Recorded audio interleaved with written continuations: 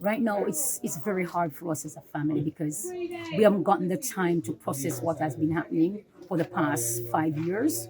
With my dad is very understandable because my dad was sick. But with Yeah. everybody else, we don't get the time to process it.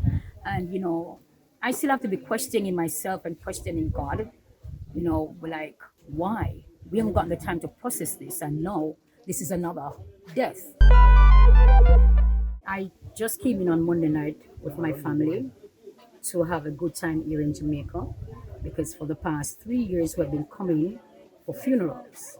And this year we were lucky enough not to be coming for a funeral, but on vacation with the family. And we came in Monday night, and last night while we were at home, we got the phone call that my brother was killed. Well, although you did attend a funeral today. Yes, and right now, as we speak, we're attending our cousin's funeral. My cousin used to live in England, and I used to um, take care of the premises until she decided to come home, and I get another place for myself. So this is where they reside until she took ill, went back to England to do an operation which wasn't, favorable. So she died in England, and we were by right at this spot last night at the wake when we got the news that our brother has been shot. And when we got to the location, they rushed him off to the hospital. And by the time we got to the hospital, he was pronounced dead. So where was he? Because they said he's a taxi driver. So was Yes, it? so he operates a taxi, and I can tell you, he's not a troublemaker. He's a well-known Um, person. he's my elder brother. He's really not a troublemaker. I won't do like some people, you know, try to cover up anything. He's a people person. He knows everybody. Everybody knows him.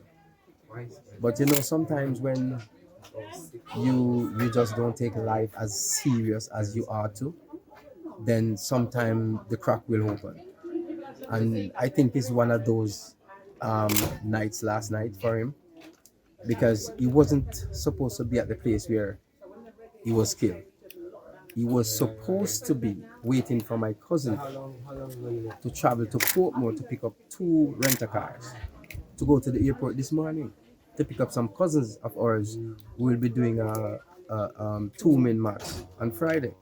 Unfortunately, never happened. Just never happened. This is like a long. I don't want to say deja vu, but for you, it's not the first loss. So 4 years ago, it was my nephew, who was killed by gunmen in the cross. 5 years ago, I'm sorry. It was my nephew who was killed at the crossroad by gunmen, and after that, my dad took ill. We lost him. Then a year after, my nephew, who reside in the U.S. Marine, he had an accidental death from a motorcycle, and exactly 1 year after again, it's my brother. The last time I spoke with my brother was yesterday morning. I was in Maypen, and my other brother called me to find out where I was. And I told him the exact location that I was in Maypen, and he came over and he opened the car and he said, "Sis, it's been a while I haven't seen you. Give me a hug." And that was my last hug with my brother, not knowing I would have lost him. That was the last time I spoke with him. What's his name? His name is Delroy, but we call him Bess. Everybody know him by the name of Bess. Anywhere you go, people know him. Bess. So he's well known. He's been driving taxi from when I was a kid. So it's been years upon years now since he's been driving taxi. So he's not a bad person. As my brother said, he's a people person. Everybody knows him. Anywhere you go, everybody knows him. And I'm like, right now it's very hard for us as a family because we haven't gotten the time to process what has been happening for the past 5 years. With my dad is very understandable because my dad was sick. But with Yeah. everybody else, we don't get the time to process it. And I still have to be questioning myself and questioning God. Like, why? We haven't gotten the time to process this, and no, this is another death. We prayed, we asked God to bind the death angels, but this is what happened, and it's hard for us to really, really accept it, and it's just hard. So now you wonder what next. What next? We came and I said to my husband when we're coming, I said to my husband, thank God we're coming to Jamaica this year and it's not for a funeral because every year we're here for funeral. And I said to him, at least we're here with our family to enjoy our vacation and to enjoy our island because every time we come, it's always a funeral. And this is really hard for me to process right now. I am numb. I don't know exactly what to do, what to say, but it is very hard for us as a family, and we're just asking people to just give us your support. And as always, Bess, as we all know him, many persons don't know him as Delroy. Everybody knows him as Bess.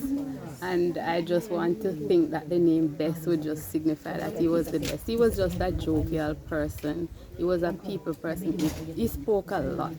Even if you don't know him and he comes in your presence, you will believe that you guys grew up together based on how he would represent himself and speak about you or speak with you. He was just a sociable person. I have a little business place in the crossroad, and it was just Monday he came by and he said, sis, what you have there? And I said, I told him what I have, and he said, I want some pork and I want it in the same little plate where me always see I eat out of. Share some and leave for me, soon come back. And he came back and I gave them the lunch. And I didn't know that would have been our last conversation. I didn't know that would have been the last time I would have seen him up close. I saw him yesterday, well I glimpsed him yesterday while he was traveling with my other brother. And it's just tragic because you're in a country where persons are just out to get each other. This ought not to be. Persons need to learn to develop resolution skills. If there are issues, persons need to learn to talk about these issues and resolve them amicably without taking force, without using violence and stuff like that to solve problems, because clearly that won't solve any problem. It will just compound the situation. And for me, it's just a terrible ordeal. When I went to the hospital last night, because I was one of the first persons who got there, and when I saw him and I broke down, I had to say, God, what is really happening? When is this going to end? All I'm seeing is night. When will be our day? When will be morning? And it's just terrible to know that you can't feel comfortable to move about. You can't feel comfortable. Even when I'm at home, I don't keep my doors open, even though I have a gate and it's locked. I don't, because you just don't feel safe anywhere. And it is just sad. And like my brother would have spoken before, he's not a troublemaker. I can tell you that. He's not a troublemaker. So even if he was at the wrong place at the wrong time, I can tell you he's no troublemaker. He's a people person. He engages with everybody. And I just think it's just unfortunate that he found himself where he died last night. It's just so much for a family to be going through. Death is a sure thing. We all have to go. But come on, you want to prepare to have your relatives or so on be taken naturally, or when God ready to take an individual, but not by violence. And it's just one of those days. I'm just trying to process it. I'm just trying to be strong. It's one of the most difficult periods, but I trust that God will take us through, because my motto, my daily quote is that God is in total control. You see, when one live a full life, we can understand. Like my father did. 2 years ago, he passed. May God rest his soul in peace. And he lived a full life. He was prepared to go because he was on the verge of suffering, pain, and all of that. And he's not a man for pity. But my brother,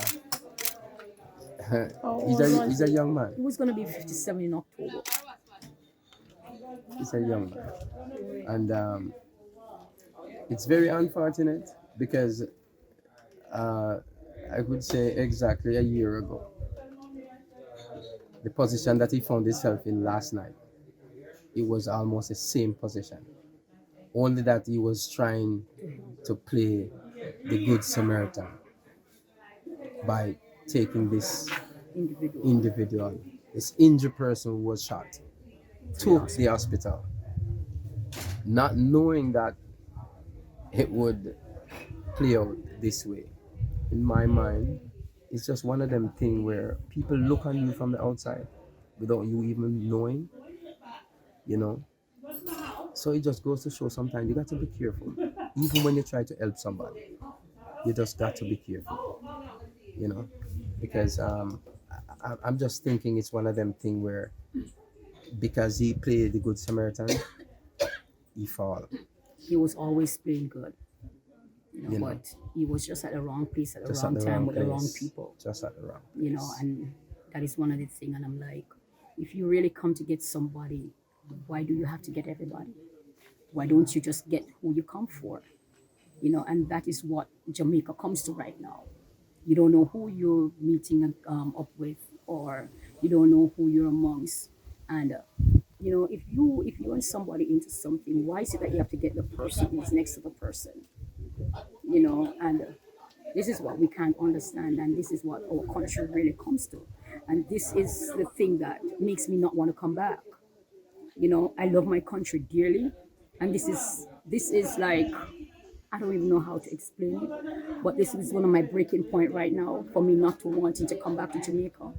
So, our plan was to come back and reside here, to retire here, but with all that is happening around us, my mind has been changed. I can't take my kids and my grandkids back here to live in this type of situation, where you have to be looking around over your back, over your shoulder. We can't even go at night like we used to. We come to have fun, we can't. We have to be locked into our houses because you don't know what, we have to be looking over our shoulder. We don't know what is going to happen if we step out on the street. And this is not ought to be. We should be in our country where we can enjoy it, where we can reside, and go about our daily business without looking over our shoulder, and it's just hard. It's just hard.